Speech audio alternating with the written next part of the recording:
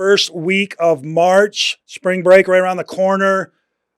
We're watching three things, basically. There's a lot of question marks in the market right now. Let's take a look at what we're watching. Inflation. Let's talk about this real quick. Cost of everything is up. Cost of cars is up. Gas is up. Bullets, if you're a shooter, are up. Food. Everything is more expensive now, except for one thing. What is not more expensive as a class is the cost of money. All right. Mortgages are cheaper today than they were in 1983. It's crazy. For the last many years, mortgages have been going down in cost, which is why we're seeing so much activity in the real estate market. People are buying the mortgage payment, your monthly payment, more than they're buying the price. So that's why we're seeing so much activity in the real estate market. Money is cheap. And that's been kind of a hidden thing, an overlooked thing until now. And the reason why? The Fed. The Fed is stepping in. We've got inflation coming at us hard. In the way you fight inflation, or at least the Fed does, is they raise the cost of money. All right? If money costs more, people borrow less, and there's less money in the system because there's less demand with people out buying. That's what the Fed's doing. They're saying they're going to raise their rates. There's up, I think, at one whole point over last year. They're expecting it to go up again this year. How that is going to impact demand for real estate here at the beach?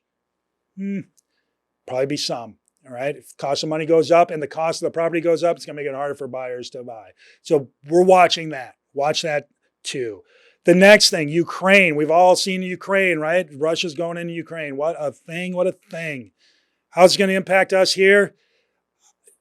If it impacts the world economy and what things are happening going on, it will have to impact us to some degree. And as sad as it is, it'll probably impact us in maybe a good way. Because again, it's going to draw people to the beach as opposed to going on trips outside of the country. If there's conflict somewhere, do you really want to be in Europe? Maybe not. Maybe not. So throw the kids in the car, drive to the beach. We're going to have vacation at the beach. Let's come to the beach. So I don't know. Is Ukraine going to be a problem? Probably. It's going to have an impact to some degree. Not sure what, but we'll watch it. The third thing that we're watching, a big, big issue, is COVID. Is COVID still a thing, right? It looks like they're getting rid of mask mandates across the board. Schools are starting to remove it. State of the Union tonight. They're not going to have masks. So COVID, is it over? If it's over, does that mean people are going to start going back to work in offices in the city?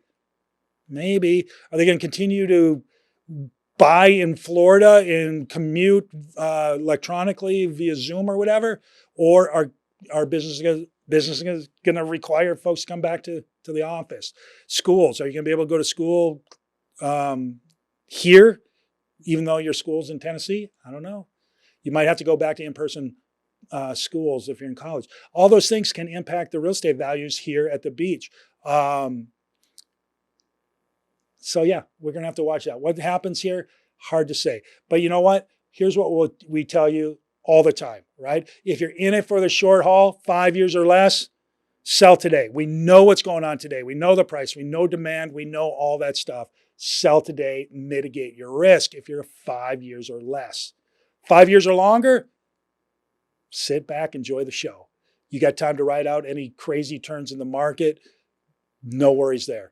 So if you're thinking of selling in the next 5 years or less, give the folks over at Keller Williams Realty's at the beach team a call. They'll be happy to tell you where your values are. And then if it makes sense to sell, if it achieves your goals, your financial goals, they'll help you out with that. Okay, so that's what's going on in our market. Here's something else that's really special today. We have Leslie Pappas, an Amazon bestselling author of Cashing In Tax-Free. She's going to talk to us about 1031 exchanges and DSTs, Delaware Statutory Trusts, and the benefits and the relief that they can bring folks that may be looking for an alternative to selling and buying another property here at the beach. This is the Smart Beach Investor Podcast, where we explore how investors leverage real estate at the beach to live big lives and build their personal wealth. If you are an investor at the beach or you want to be, you found the right place. Enjoy today's show and be sure to subscribe to the podcast so you never miss an episode of the Smart Beach Investor. We got a great guest today. This is going to be really, really good for anyone and everyone who owns vacation rental properties here at the beach or is thinking of maybe buying a property here at the beach. Today, we have Leslie Pappas, who is the owner and founder of Archer Investors and the author of an Amazon best-selling book, Cashing In Tax-Free. Leslie, how are you today? I'm great. How are you? I'm doing great, Leslie. Thanks a lot Super. for being here. Hey, Leslie, tell folks who you are and what you are and what your background is real quick. Sure. Well, thanks for having me here today. I really appreciate it. So I'm 64 years old. I've been in financial services since I was 24. So that's a good long time. And I came to real estate specifically in 2000. Okay. And focused on rental properties and actually listing them as a real estate broker. But quickly learned about 1031 exchange, which is a method we can use to avoid paying capital gains taxes when we sell a rental property. That's right. And then I learned about the syndicated real estate industry, which is what I do today. I don't practice so that's as a little bit more esoteric. Is that true? I mean, I don't know that a lot of folks understand the syndicated aspect of it. Syndication. Well, I'm here to describe it. Nice. So okay. Basically, what is syndicated real estate? It is a situation in which we bring together people who don't know each other to purchase a property of a scale that none of them could ever afford alone. Okay, so it's a big ticket item. Right, it's 50 million and up. Wow. Okay, so 50 million is a floor. It can't be 49. It has to be at least 50. Oh, no. It can be 59. I'm just talking in generalities. Okay.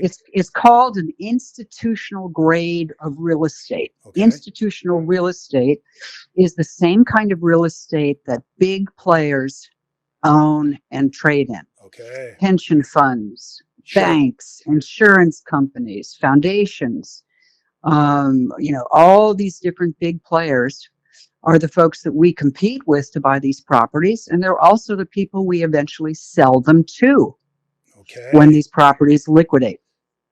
So now we're graduating up to owning institutional grade real estate as a fractional owner of the property. So is that like a stock or something, or how does that work? Well, it's not like a stock, although it is a security. So that's a little confusing. You might be familiar with real estate investment trusts, REITs. Yep. Those are also securities. A security involves bringing people together to own the property in a group. Whenever you have a group participating, it becomes a security. Okay. And there are other rules, and this is really pretty detailed stuff for the call. But the good thing about this is it's regulated by the Securities and Exchange Commission, and in fact, it's very heavily regulated for consumer protection. So we spend a great deal of time making sure that we're making all the right disclosures to our clients. And making sure they're fully aware of what they're doing, what the point is, what the investment is, what the outcome should be. And this has got to do with good client service, certainly, but it's also got to do with regulation. Sure. These are our requirements. So that's for investor protection, and it's very important. Okay, I'm with you on there. And these are is this a syndicate that you have control over, or how does that work? No. What I am is an investment advisor in the field of real estate. Okay.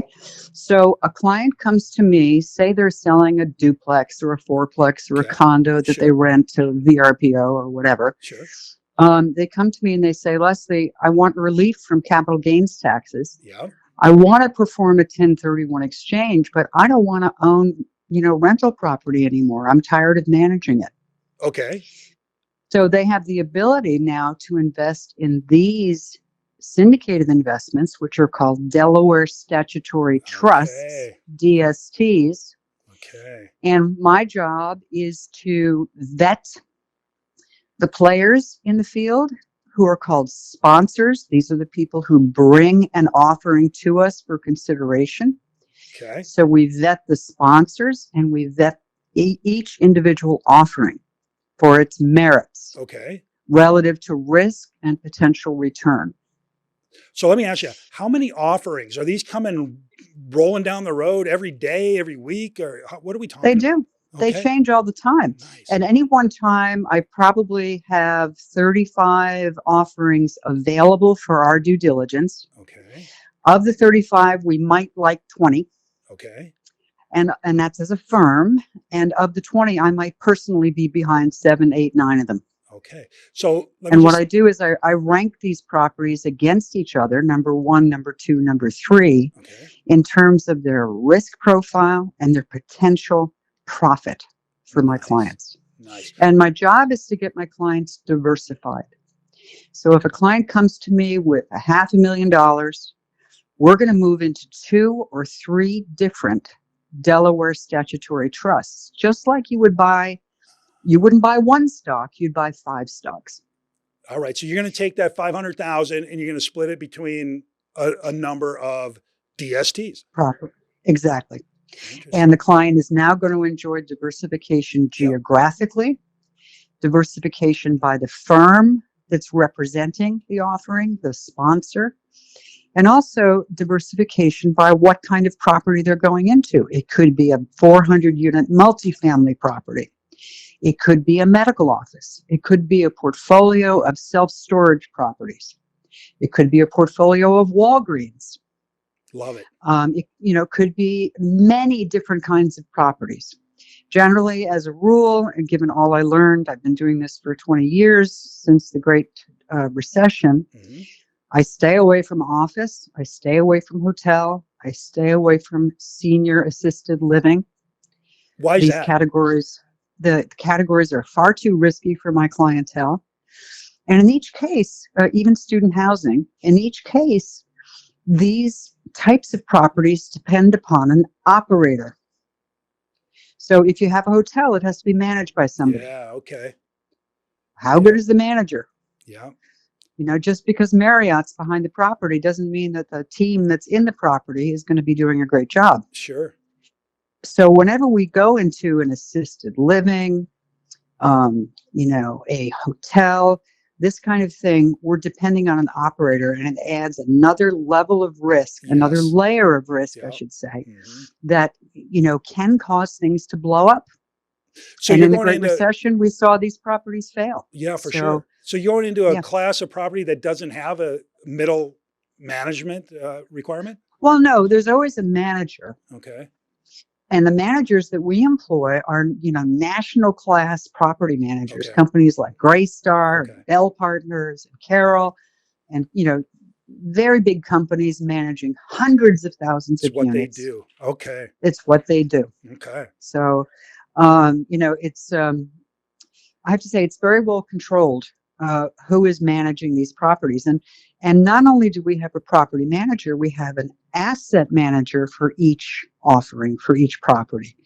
The asset manager's job is to work on the behalf of the investors to manage the property as if he or she owned it themselves.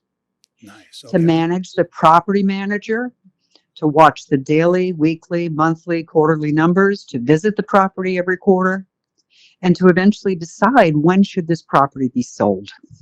Interesting. Yeah, Okay. so these DSTs have a lifespan. We're coming into that. And, they on average in the past have had a lifespan of 6 to 8 years. You buy into it, and on average in the past, they would resell in 6 to 8 years. So what does that That's look a like? liquidity event. What does that look like? Yeah. If I property here, say I own a condo, I sell the condo, I got a capital Yeah. gain that's coming at me. I contact you, or I contact you, or whoever has the capital gain, and you have a series of interviews or whatever to figure whatever's are their taste or whatever their appetite for risk or whatever it Their might be. needs, their Okay. goals. Yeah, there you go. And then you're going to place their monies as you see fit to match up. And then what? They Yes. sell it in 6 or 8 years, or are they getting dividend or something, or some passive throw Well, off in the meantime? they're getting cash flow on a monthly basis. Nice. Okay. They get the cash flow. They get all the appreciation. They may well have a brand new depreciation schedule that's going to protect their cash flow from income taxes. These And this is properties mailbox all, money because they're doing nothing, right? oh yeah, absolutely. It's all mailbox money, comes through direct deposit to the checking or savings every month, usually around the middle of the month. Yeah, that's a But win. it's important to note that, in the down the road in 7 years, say the property has appreciated by 50%. Okay. That's all the investor's money. So they're going to come out in that case, if they put 100,000 in, they're going to come out with 150. Nice. Plus, they would have enjoyed all the cash flow. In the meantime, plus all the tax benefits. that's why you do it, right? And then what? You Yeah. roll it into a new DST, or do you go back and buy some piece of real estate, or just cash out? Most people roll it into a new DST. I have to tell you, when I work with a client and we get them closed in their own portfolio of DSTs, what they feel is relief. The money's coming in to their checking account, and they don't have to do anything to get it. Yeah, there's And no they're property they're very manager. often making higher cash flow than they were previously. Nice. No property manager. They don't have to do any upgrades or updates to the property. There's never any No, pressure on that. It's just no. sit back and relax. Right, exactly. So there's something important that we haven't talked about that Okay. I want to talk about. I did mention this is a heavily regulated industry. Okay. And one of the things that's regulated is who may invest. All right. One has to be called accredited investor, an accredited investor in order to invest. And what does that mean? Okay. That means you have a net worth over $1 million, not including the home you live in, Okay. the equity in that home. Or it can mean you have a substantial income. It's an either or thing. So you either have to have a net worth over $1 million, not including your personal residence, or you have to have a substantial income. As a single person, 200,000 for the last 2 years with Okay. the expectation of it carrying forward. So an accredited investor, this is about 8.5% of the population in the United States. Okay. So, that's important for your clients to know. For sure. Because if we're not accredited, we can't do this. Okay. But if they Yep. are, they can absolutely and probably should, especially now when we have such a tight inventory of properties for them to buy. One of the problems are they're looking at the inventory and not seeing where, if they sell, where would I roll it into? Well, Right, Leslie's got plenty of options for you. I've got lots of options. And you also have that 45-day identification deadline breathing down your neck Yeah. in the 1031 exchange. For me, say one of your clients decided to sell their condo that they rent through VRBO or Right. whatever. Right. They would have come to me, and before they even closed on the sale of the condo, Okay. we would be picking the properties they would invest in. Yeah. Right. And we on average have our clients fully reinvested within 2 weeks of the sale closing on the So- relinquished property. Okay. So does it go through the intermediary then in the same Yes. avenues? Yes. Okay. Yes. And we have an intermediary that we have a negotiated preferred pricing for our Nice. clients. Okay. Makes it And easy. they are the biggest intermediary in the country. They're called Investment Property Exchange, IPX1031.com. Perfect. So it's just a flat fee of $1,000, no extra fees in that negotiated price for Archer clients. Nice. So let me ask you, Leslie, these DSTs, is there an average throw off that they do in terms of cash Yeah. flow, or Yeah. what can somebody expect? Yeah, the cash flows today are ranging from about 3.5% per year for multifamily Okay. to about 6% per year for industrial triple net portfolios like a Walgreens portfolio. Yep. Anything with a long-term lease like industrial or triple net, can be in the mid fives up to 6. Now, Okay. One of the things I teach my clients about is the effect of depreciation allowance on their cash flow. Yeah. And so, it really is very beneficial to be invested in residential real estate because we're on a 27.5-year depreciation schedule Yeah. instead of 39 years for all the other categories, retail, office, industrial.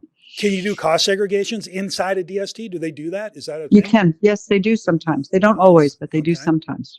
Okay. And that's very beneficial. Yeah. So,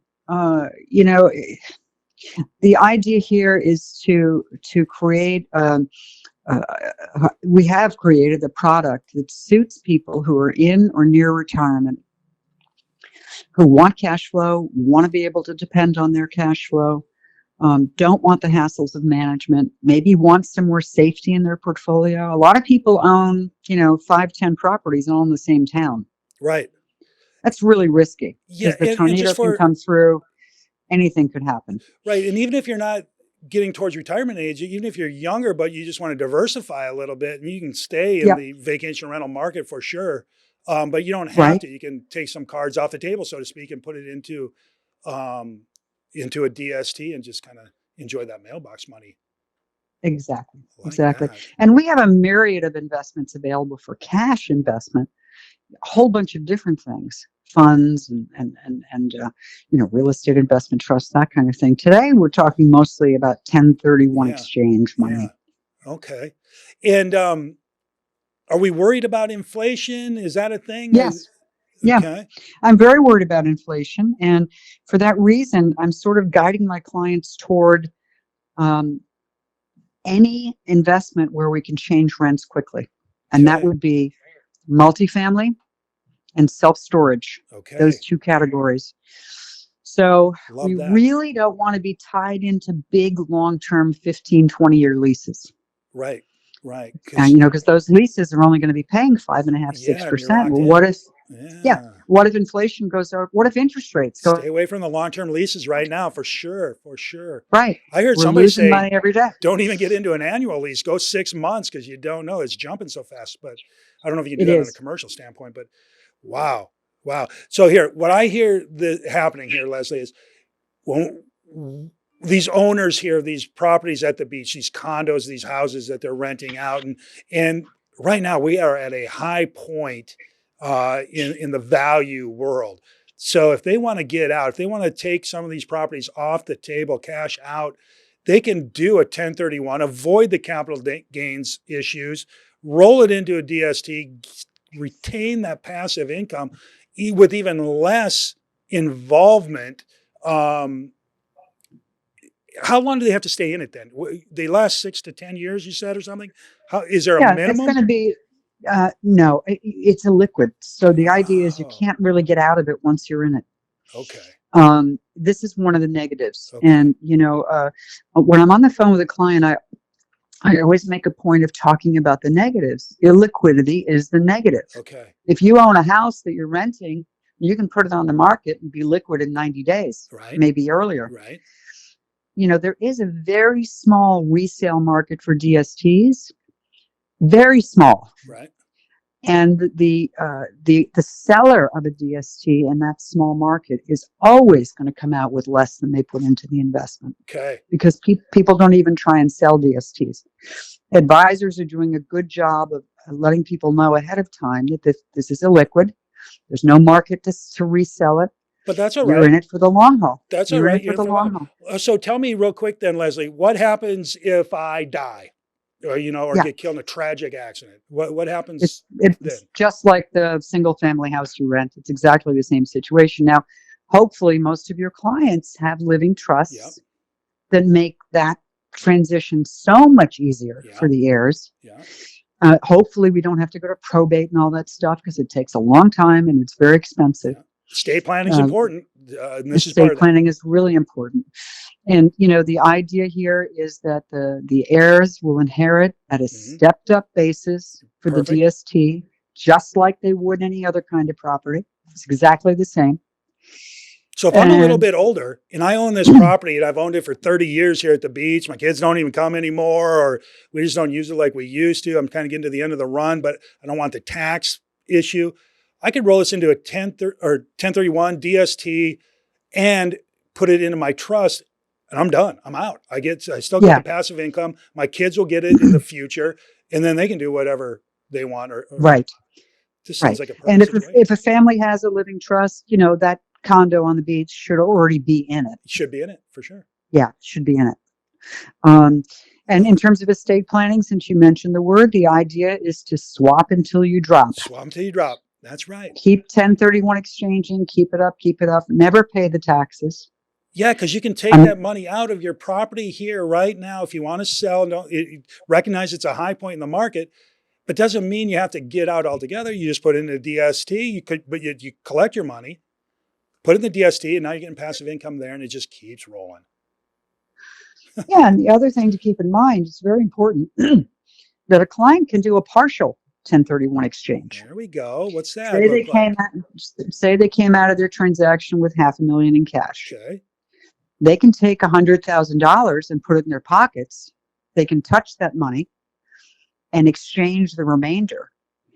Any money they touch gets taxed. Okay. So sometimes, they want to take a cruise, they want to build a deck on the back of the house, whatever it is. The grandkids are going to college. Yeah. A family will take some cash. It's called BOOT, BOOT. They'll take some cash to help in this funding, whatever the need is, and the remainder of the funds will go through the 1031 exchange in a partial exchange. Love it. And you guys do all that, or your intermediary or whomever, is that? Yeah, they do. Yeah, we do all that stuff. And we talk about it all right up front. Love it. It's important to know before you close on the property you're selling that you want to take some BOOT because you want to get it out of that escrow. You don't want to transfer it to the exchange accommodator. Okay, that makes sense. All right, so let me ask you this, Leslie. It seems like everybody knows what a 1031 exchange is. DSTs are a little bit more in the back corner. Why doesn't everybody know about this? We're not allowed to advertise. Not allowed to advertise. The reason we're not allowed to advertise, and it's for consumer protection. It's because the investor must be accredited. All right. So if we go start doing mass advertising out on the airwaves, we don't know who's calling us. We have to qualify them. We have to say, are you an accredited investor? Here's what that means. Do you qualify? And then later on, we have to prove that they're accredited by doing a financial statement with them. Okay. So we are not allowed to advertise, and that's why it's not well known. Now, you mentioned I wrote a book. Yep. The reason I wrote the book is because nobody knows what I'm talking about. The CPAs don't know what I'm talking They about. don't. I know, because I have one. They don't know what the heck I'm talking about. Right. So and it's difficult that way. But so we're going to help them know what we're talking about, aren't we? Exactly. The book is a nice, easy to read introduction to 1031 exchange and DSTs. Okay, so let me ask you, cashing in tax-free, how are they going to get a hold of this book? Amazon? Where are they getting this? Oh, it's for sale on Amazon. Okay. Your clients can also just call me, have a conversation, and I will send it to them for free. Love it. So Leslie, how does somebody get a hold of you? They're thinking about selling. They're not really sure. This has spiked their interest a little bit. How do they get a hold of you? Well, there's a few different ways. We have a website, archerinvestors.com. Okay. Investors, INVESTORS. Okay. .com. And there's a place you can click there to send an inquiry for a 15 to 30-minute appointment. Okay. That would be with me, most likely. Okay. The phone number's there. You can call the phone number. You come right to my cell phone. Perfect. And we'll have that on it's on the screen here as well. Or we'll put it in our show notes for sure. We'll get it to you. Super. Nice. So just put a call in. Learning a little bit about this really takes about 15 minutes. It's not a big commitment. Okay. And does timing matter? I mean, if they do it next week, next month, next quarter, does it matter? Is there a time of year does it matter? Nope, doesn't matter. So they should start now, check it out, see what they're comfortable with. If this is a thing, go for it. If it's not, keep going the way you are, right? Right. And, we provide our clients with a lot of information. I mean, when I founded this company way back in the 2000s, educating the investor was my first goal. Yeah. And so that led to the book. But, we do a lot of webinars. Yeah. We do short ones. We do long ones. We want the investor to have a lot of exposure to different offerings, different kinds of offerings, for sure. and directly to the sponsors, who are the people who are going to manage this property on behalf of the investor. So there's a lot of outreach that happens through email, through webinars, through the book, etc. Because I can see a ton of our client base that would fall into this, and this could be a nice little escape hatch for a lot of them into something really good for them. Cool. Cool. And then they too can have that feeling of relief. Yes, that's exactly what it is. Relief, just mailbox money coming. They don't have to manage anything. Perfect. Leslie, this has been terrific. This is so good. I'm really excited for you to come on here and explain this a little bit. Well, thank you for the opportunity. I Sure, appreciate it. sure. We're going to help our folks be smart beach investors. That's what we're trying to do. That was some really good information about DSTs, Delaware Statutory Trust, and 1031 exchanges. What a great way to get out if you're at the end of your investment run here at the beach. Check out the show notes for Leslie's contact information and give her a shout. See what she has to say. This might be the perfect thing for you.